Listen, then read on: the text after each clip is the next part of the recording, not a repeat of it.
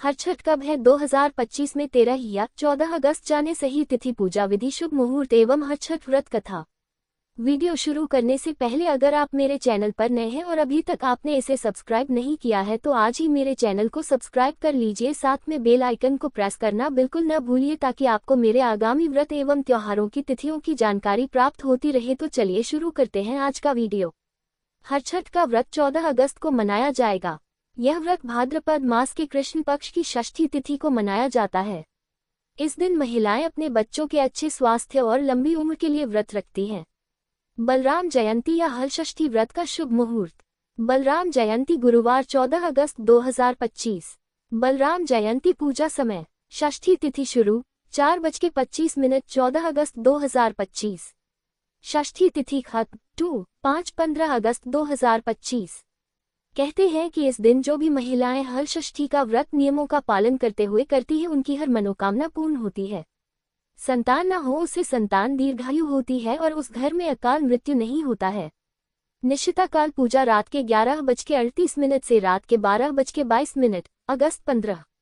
अभिजीत मुहूर्त 5 PM से दोपहर के 12:56।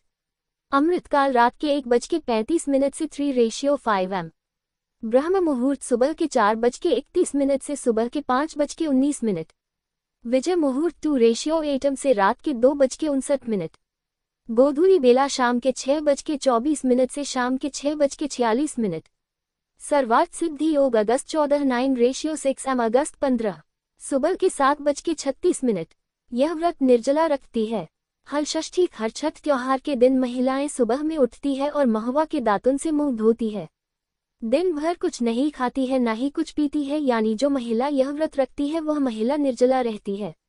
नहाकर अच्छा सा कोई वस्त्र पहनती है और शाम को पूजन करने के लिए अच्छे से जगह पर आटा से चौक बनाया जाता है और झरबेरी पलाश की टहनी कंस की डाल को बांध दिया जाता है।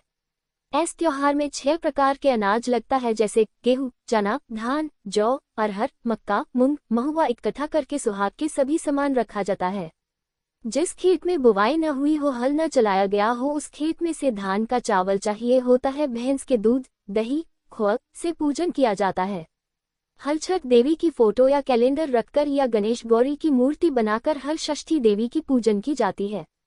हलछठ की कथा सुनकर उठाते हैं। हलषष्ठी हर छठ व्रत पूर्ण होने के बाद महिला तितरी का चावल और केरमुआ का साग, पशी के चावल, गाय का दूध, दही, खोआ का सेवन करती है। ऐसे करें हर छठ की पूजा। इस दिन सुबह सभी कामों से निवृत्त होकर स्नान करें। इसके बाद साफ कपड़े पहनकर गोबर ले आए। इसके बाद साफ जगह को इस गोबर से लीपकर तालाब बनाएं। इस तालाब में झरबेरी, ताश और पलाश की एक एक शाखा बांधकर बनाई गई हर छठ को गाड़ दें। इसके बाद विधि विधान के साथ पूजा अर्चना करें। पूजा के लिए सतनाजा यानी 7 तरह के अनाज जिसमें आप गेहूं, जौ, अरहर, मक्का, मूंग और धान चढ़ाएं। इसके बाद हरी कजरियां, धूल के साथ भुने हुए चने और जौ की बालियां चढ़ाएं। इसके बाद कोई आभूषण और हल्की से रंगा हुआ कपड़ा चढ़ाएं। इसके बाद भैंस के दूध से बने मक्खन से हवन करें। इसके बाद कथा सुने। हर छठ की व्रत कथा। एक ग्वालिन गर्भवती थी। उसका प्रसव काल नजदीक था, लेकिन दूध दही खराब न हो जाए इसलिए वह उसको बेचने चल दी। कुछ दूर पहुंचने पर ही उसे प्रसव पीड़ा हुई और उसने झरबेरी की ओट में एक बच्चे को जन्म दिया। उस दिन हलषष्ठी थी।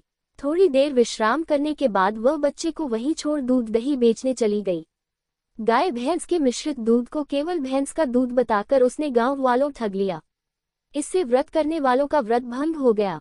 इस पाप के कारण झरबेरी के नीचे स्थित पड़े उसके बच्चे को किसान का हल लग गया। दुखी किसान ने झरबेरी के कांटों से ही बच्चे के चिरे हुए पेट में टांके लगाए और चला गया। ग्वालिन लौटी तो बच्चे की ऐसी दशा देखकर उसे अपना पाप याद आ गया। उसने तत्काल प्रायश्चित किया और गांव में घूमकर अपनी ठगी की बात और उसके कारण खुद को मिली सजा के बारे में सबको बताया। उसके सच बोलने पर सभी ग्रामीण महिलाओं ने उसे क्षमा किया और आशीर्वाद दिया।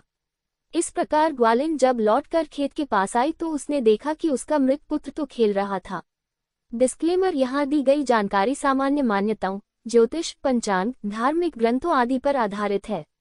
यहाँ दी गई सूचना और तथ्यों की सटीकता, संपूर्णता के लिए हमारा चैनल उत्तरदायी नहीं है।